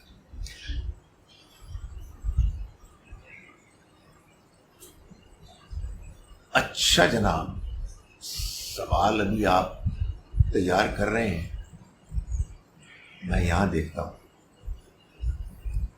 الحمدللہ کوئی سوال نہیں. جی آئیے پلیز. بالکل ایس او پیز کا خیال رکھتے ہوئے. ایکچولی بات یہ ہے کہ بہت سے لوگ سن رہے ہیں، they won't be able to understand, وہ پھر بعد میں پروٹیسٹ کرتے ہیں. سو جس کو کہتے ہیں نا کہ انفارچونیٹلی آپ کو آنا پڑے. تو ابھی آپ نے میرے رجسٹر میں تو پوچھا ہی نہیں. اور یہ جی please. First question is about the relevance of this ayat right now. Okay, the first question is about the relevance of this ayat that where it says that ye aapke deen ka, they insult your religion, so don't keep company with them or don't have relations with them. Now, I want to know the relevance of how it will fit into what is happening right now, right, with what has happened in France right now. Now, number 2 is not related to this, but it's still a question regarding what Sharia says regarding khula without avas, because avas is a very essential part of khula being decreed. Now, we are seeing increasingly a trend towards khula being granted by the courts as well, and women taking khula without avas. So what would be the Shari'i opinion on that? Thank you, Doctor. جی، جو دوسرا سوال ہے جس کو مجھے پہلے جس کا جواب دینا ہے وہ یہ ہے کہ کیا شریعہ رولنگ ہے اس بارے میں کہ جب کوئی عورت خلا لیتی ہے، یعنی طلاق مانگتی ہے، اپنے آپ کو اپنے شوہر سے الگ کرنے کا تقاضا کرتی ہے، تو اس کو کوئی چیز دینی پڑتی ہے جو اس کے پاس پہلے سے گفٹس آئی ہوئی ہیں، اور بعض اوقات اس کا جو مہر ہے وہ بھی. No, but it's not meher. That's what I want to clear this thing, that meher is a right which is not a gift, and it is not something that you can, it's not an avas, because basically khula is you're buying your freedom. ٹھیک ہے، ٹھیک. So there is avas. میں گزارش کرتا ہوں، میں تو اس کا بالکل ہی قائل نہیں ہوں، لیکن کیونکہ ایسا ہوتا ہے انفارچونیٹلی، اس لیے میں نے یہ ذکر کر دیا. مہر کو نہیں آپ اس میں لا سکتے، بالکل نہیں لا سکتے، بالکل نہیں لا سکتے.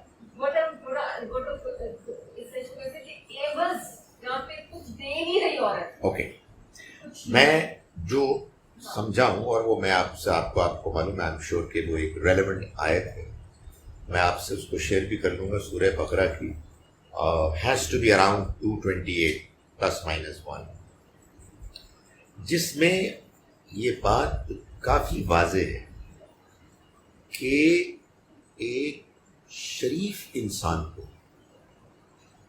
شریف اچھے اللہ سے ڈرنے والے شوہر کو، اگر اس کی بیوی طلاق کا مطالبہ کر رہی ہے تو اسے چاہیے کہ اس پہ سیٹسفائی کرنے کی کوشش کرے، پوچھے کہ واٹ از یور پرابلم، مجھے بتاؤ میں اپنے آپ کو کیسے امپروو کر سکتا ہوں.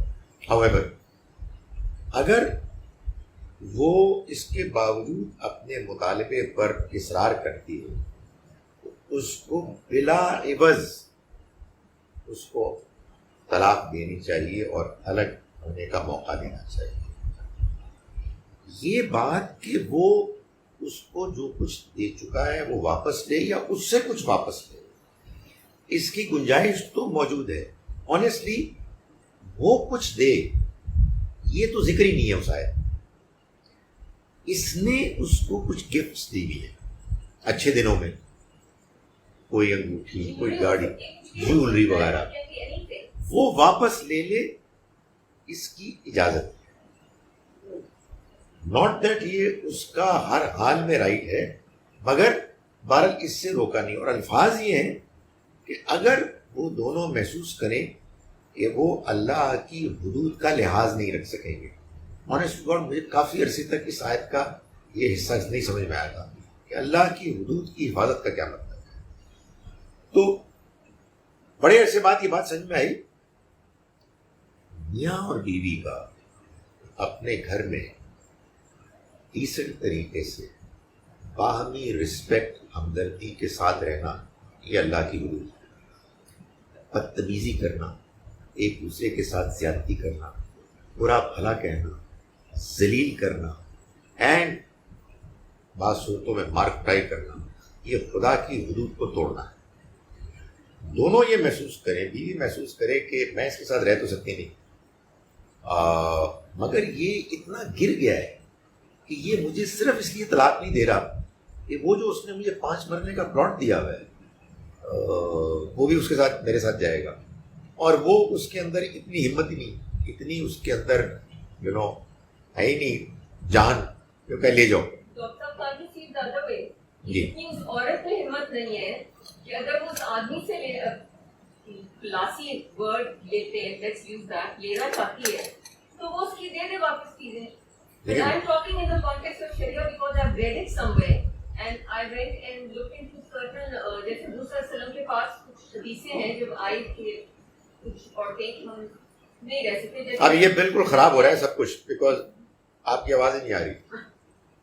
حضرت کیسے وہ لینا چاہ رہی تھی. Can I come there? جی پلیز پلیز، کیونکہ there are quite a few people who are actually it's because of this also. If we look at it the other way, from the other side, that a woman is not taking khula because she doesn't want to return the gifts of the marriage, whether it's a plot or it's jewelry or whatever. So you have to look at it from the other way. It's not about the man being bad and he's not giving me the divorce because I'm asking him and he'll take away or whatever. But if you look at it from the other side. Now, but I'm talking about the Shari side, that divorce you can take, no? Man can give and woman also has a delegated right. If she has that, she can take. But in Sharia, what I've understood, that khula is basically with avas. There has to be an avas. She has to return certain things. She has to buy it. It's not meher. It's not about forgoing meher. It's about giving back certain things. And avas ke saath hi khula hota hai. ورنہ وہ کھلا جو ہے اس کی validity is مارڈ. There is a, it's tainted. So, and this is حدیثیں بھی ہیں حضور صلی اللہ علیہ وسلم کے پاس جو عورتیں آئیں, he said himself کہ you return this, you return that, have you got something from out of that marriage, you return that and then you can take your آپ ایک سیزنڈ ایک لائر ہیں تو ظاہر ہے کہ آپ لیگل ٹرمز میں بات کریے and I can appreciate that. لیکن میں آپ سے گزارش کروں کہ یہ جس کو آپ کہتے ہیں نا فقہ، اسی کو لوگ شریعت بھی کہتے ہیں. I don't mind it because I think probably they are justified, کیونکہ یہ علماء کی شریعت کی انڈرسٹینڈنگ ہے.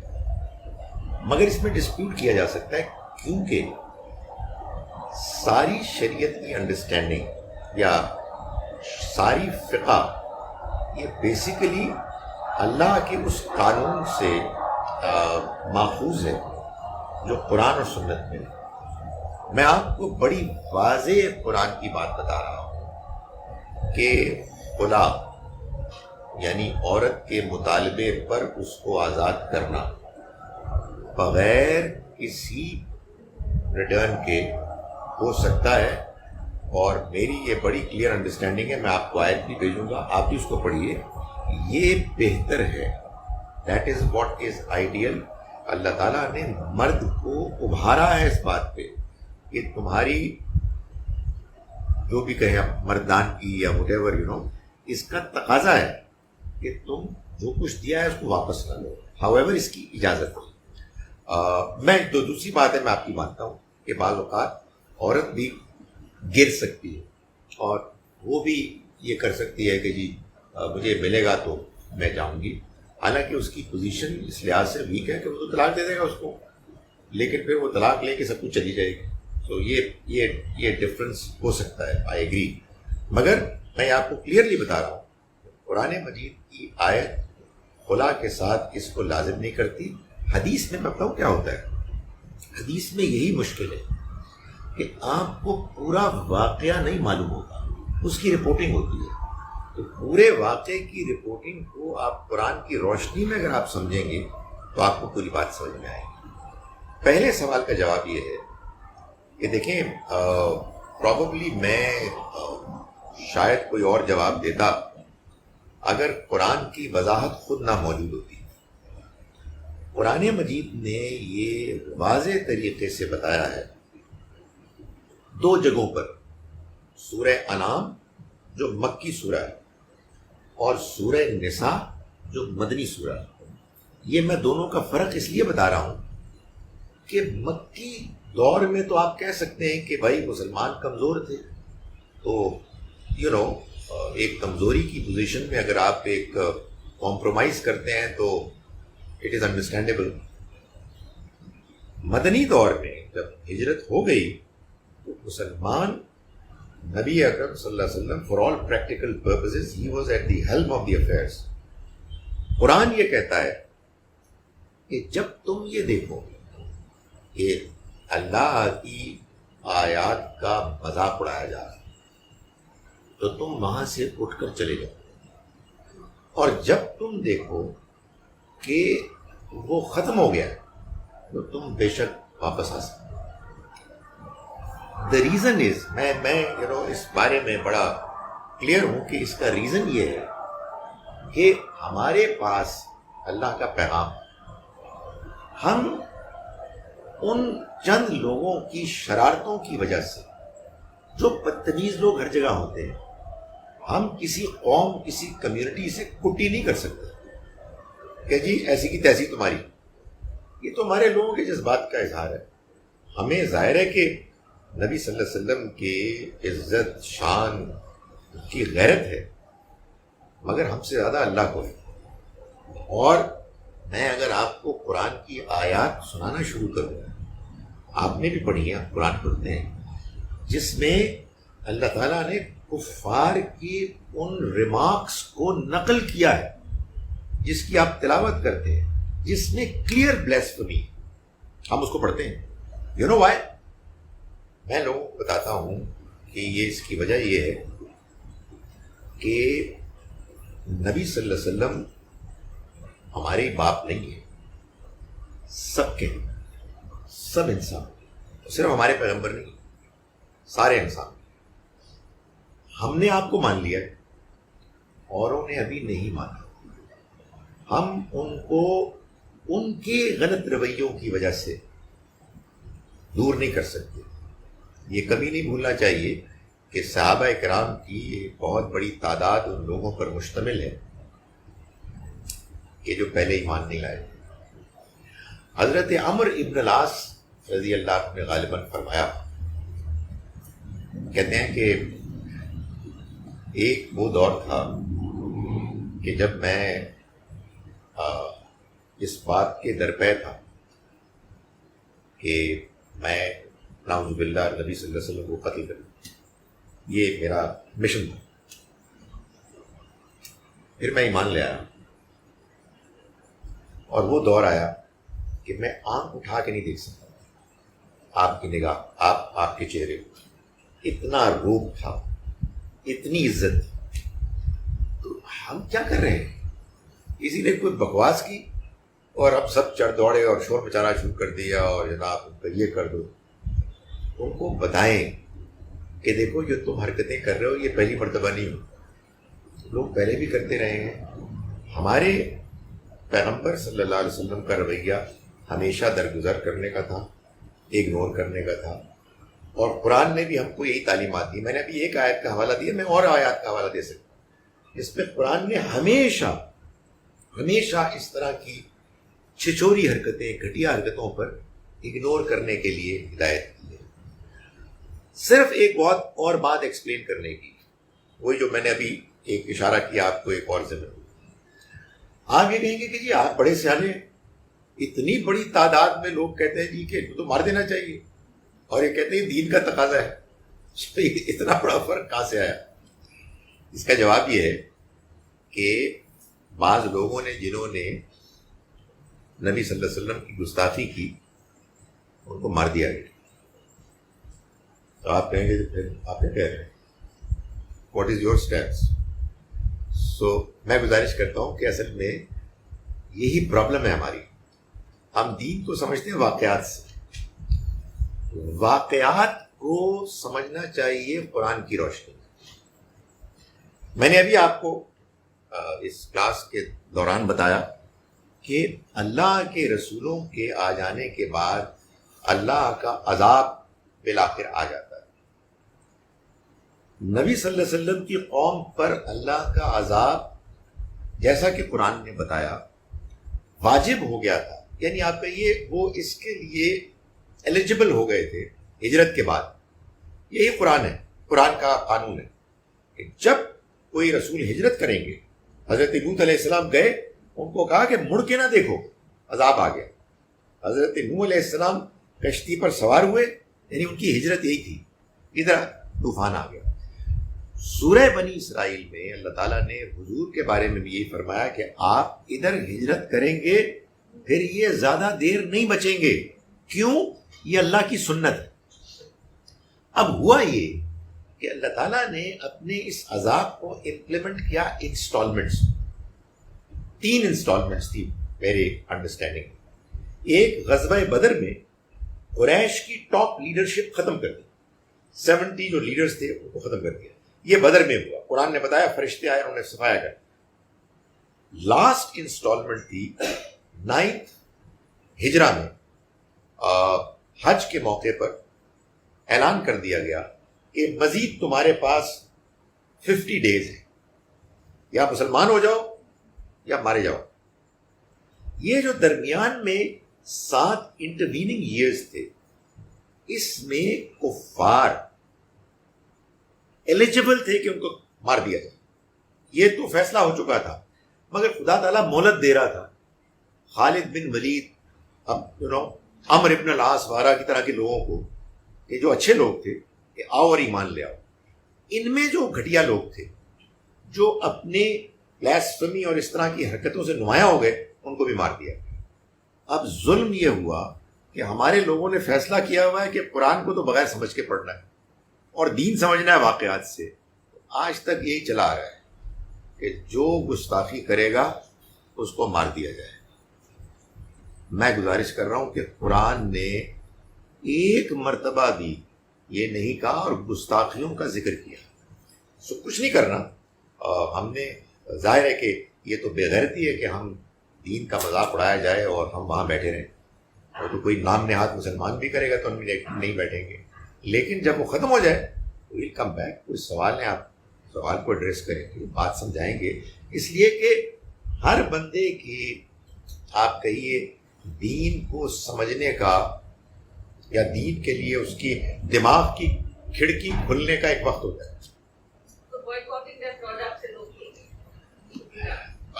بوائکاٹنگ دا پروڈکٹس اگر کسی کا جی چاہتا ہے کرے, مجھے تو کوئی شوق نہیں. I just want to give a clear signal. We got God's message. ہم تمہیں بتانا چاہتے ہیں حرکت تمہاری بہت ہی چوری ہوئی ہے, but our prophet has taught us to اتنا زبردست یہ میسج جائے گا کہ میرا خیال ہے کہ لوگ اس سے متاثر.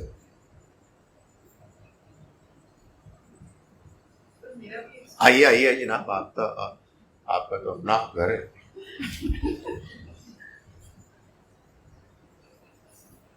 میں ایکچولی پوچھنا یہ چاہ رہی تھی آپ سے, کیونکہ this is a problem that I face frequently when dealing with my female clients कि a Muslim society is supposed to be a very judicious society. कि आपकी rights as women, as nurturers, mothers, wives, daughters, sisters are protected by an understanding by the men of the family or men that you get into a relationship with or where you are working. Ji These are protected rights और state भी आपकी right को protect करता है, ठीक है. लेकिन यहाँ पे आप देखते हैं मुस्लिम सोसाइटीज़ में स्टेट की तरफ से कोई प्रोटेक्शन नहीं है. और अब जो मैं देख रही हूँ कि औरतें बजाय अपने बच्चों की अच्छी परवरिश करें, नर्चरिंग करें, उनको अच्छी वैल्यूज़ दें, अपने बेटों को स्पेशली, बेटियों को भी और बेटों को भी, वो अब मजबूरन काम की तरफ लगते हैं. So they have to go and earn because they are very dependent financially on their husbands, and sometimes if husbands or brothers or fathers are not fair or not understanding of कि इनकी भी कोई ज़रूरतें होती हैं, तो वो फिर मजबूरन एक बगावत की सेंस में भी, not always, I'm not against, I'm a working woman myself, लेकिन वो एक डिसबैलेंस आ गया सोसाइटी में कि अब जो शादियाँ होती हैं, अब लड़के जो हैं उनको सिर्फ ये पता है कि अगर बहुत आप उकता जाएं बीवी से तो आप उसको फौरन फारिग करें. टॉलरेंस नहीं है कि उसकी क्या मतलब एक रिलेशनशिप को बिल्ड करने के लिए आपने कितना एफर्ट लगाना है, और फाइनेंशियली वो बच्चों को संभाले, जॉब करे, किस पे डिपेंडेंट हो, स्टेट की तरफ देखे. स्टेट तो कुछ भी नहीं प्रोवाइड कर रहा. और अगर कोई लेजिस्लेशन होती है औरतों की हुकूक के तहफ़्फ़ुज़ के लिए आफ्टर मैरिज, तो उसको गैर शरई कह के उसको रिजेक्ट कर देते हैं, उसे पास ही नहीं होने देते. तो क्या व्हाट टू डू?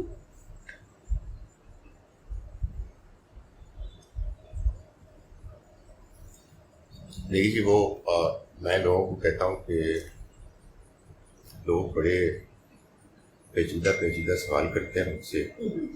मेरे पास एक ट्रिक है, एक ही शॉट है मेरे पास, वही मैं खेलता हूँ.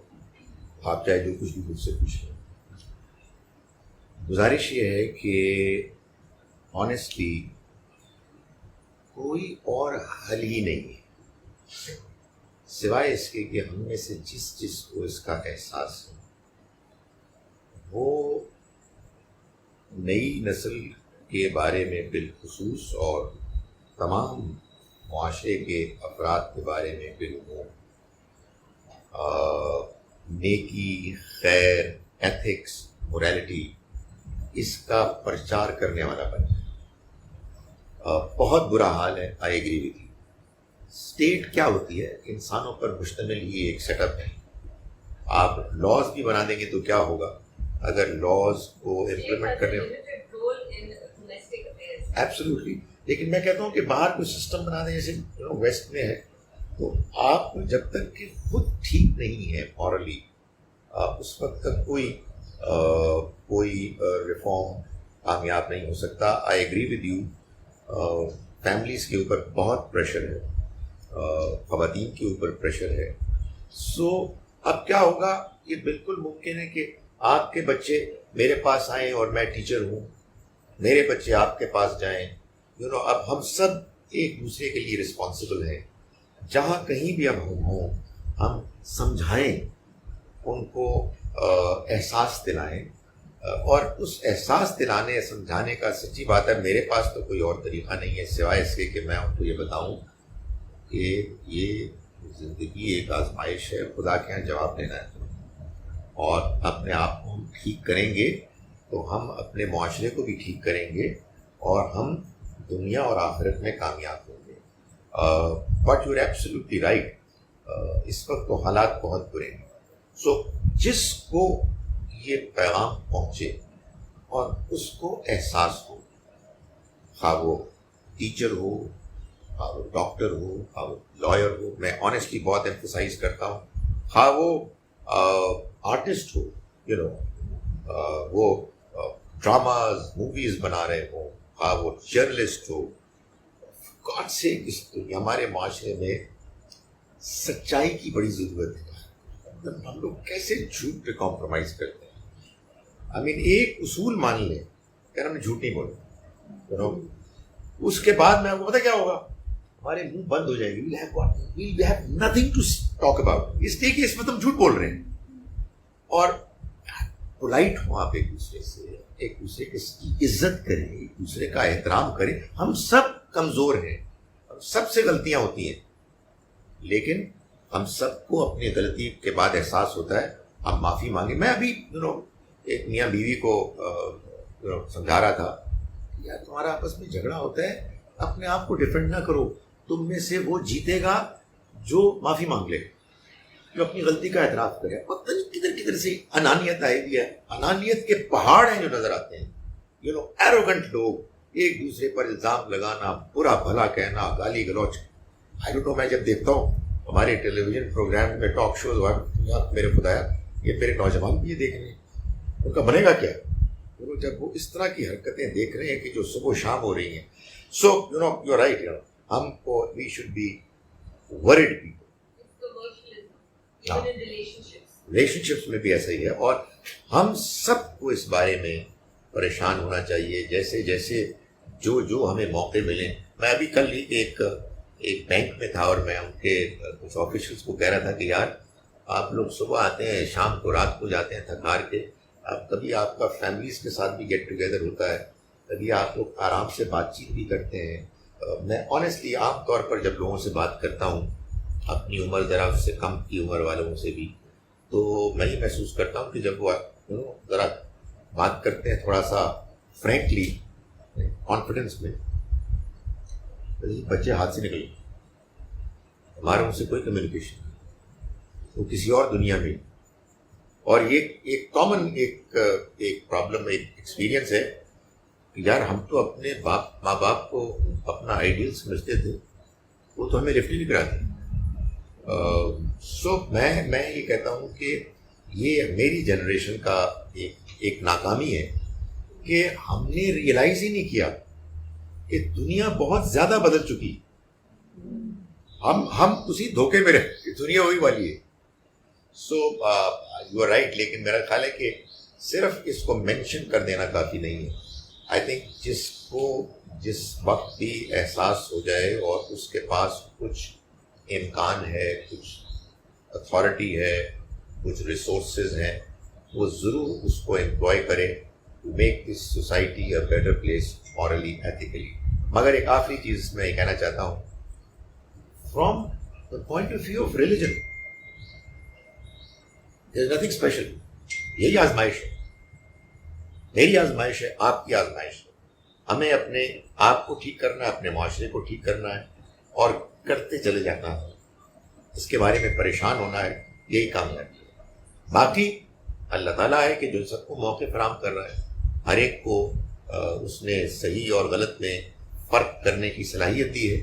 لیکن بہرحال ہم کو اپنا رول پلے کرنا ہے. اسی طرح کا ایک سوال یہاں یہ آیا ہے ملتا جلتا، کہ ایک مسلم جنت کے سفر میں دوسروں کو کیسے لے کر چلے. ایسے پکڑ، گزارش یہ ہے کہ دیکھیں، آپ لوگوں کو بات پہنچا سکتے ہیں، سمجھا سکتے ہیں، ٹھوس نہیں سکتے. آپ کو اپنے اوپر کنٹرول کرنا ہوگا، اور آپ کو لوگوں کے ساتھ اچھی طرح سے پولائٹلی برتاؤ کرنا ہوگا. جب آپ سخت ہوتے ہیں، اچھا جو لوگ ہوتے ہیں نا ذرا پرجوش کہ ہم نے سب کو جنت میں لے کے جانا ہے، وہ سب کو جنت سے دور کر دیتے ہیں اپنے غصے، اپنے جوش کی وجہ سے. بھائی بی پولائٹ. آپ کو جو بات سمجھ میں آئی ہے، اوکے، موقع ملے تو آپ لوگوں کو بتائیں، مگر ٹھوسنے کی کوشش نہ کریں، اور اس کا انتظار کریں کہ دوسرا آپ سے پوچھے. آپ کا اچھا ایگزامپل، آپ کا اچھا کنڈکٹ، آپ کا اچھا اخلاق یہی ہے کہ جو لوگوں کو متاثر کرے گا. وہ دیکھیں گے کہ بھائی یہ نماز بھی پڑھتے ہیں، اور یہ سچ بولتے ہیں اور لوگوں سے مسکرا کے بات کرتے ہیں اور ان کی مدد کرتے ہیں تو لوگ آپ کی نماز کی طرف اٹریکٹ ہوں گے. لیکن اگر یہ ہو کہ جی یہ نماز بھی پڑھتے ہیں اور بے انتہا فراڈ کرتے ہیں، فراڈی ہیں، تو پھر آئی ڈونٹ نو کیسے نماز کی طرف آئیں گے، کیسے دین کی طرف آئیں گے. بیسک چیز جھوٹ بہت زیادہ ہے. جھوٹ تو ہمارے جھوٹ ختم ہو جائے تو شاید جھوٹ. قرآن مجید میں سورہ انعام میں ایک اسٹیٹمنٹ ہے، چھوٹی سی اسٹیٹمنٹ ہے، وَإِذَا قُلْتُمْ، جب تم بات کرو، فَعْدِلُوا، تو انصاف کرو، بی فیئر. سو لوگوں پر الزام لگانا، لوگوں کو برا بھلا کہنا، ایگزیجریٹ کرنا، معلوم ہوتا ہے کہ یہ اس کا فیشن ہے. اور معلوم ہوتا ہے کہ لوگوں کو کوئی غصہ ہے کسی چیز پر، ان کے اوپر کوئی چیز سوار ہے، وہ کسی آئی ڈونٹ نو نشے میں ہے. بھائی wait a minute, hold on, come on. آپ کو انڈیویجولی جواب دینا ہے.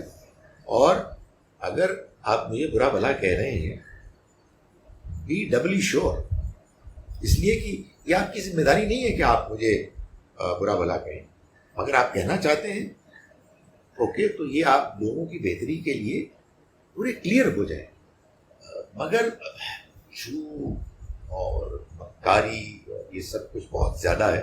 مگر سچی بات یہ ہے کہ اچھے لوگ بھی، اور میرے خیال ہے کہ اچھائی کا اگر آپ پرچار کرنا شروع کریں تو آپ کو حیرت انگیز انکشاف ہوگا کہ اچھائی کو سننے، ماننے والے، اپریشیٹ کرنے والے، فالو کرنے والے لوگ بھی دنیا میں کم نہیں.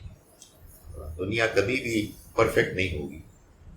اس کے آزمائش ہونے کا یہی وہ پہلو ہے کہ جس کی وجہ سے یہ ایک ایسا چیلنج ہے کہ جس میں انسان ہر وقت چاہتا ہے کہ وہ چوکس رہے.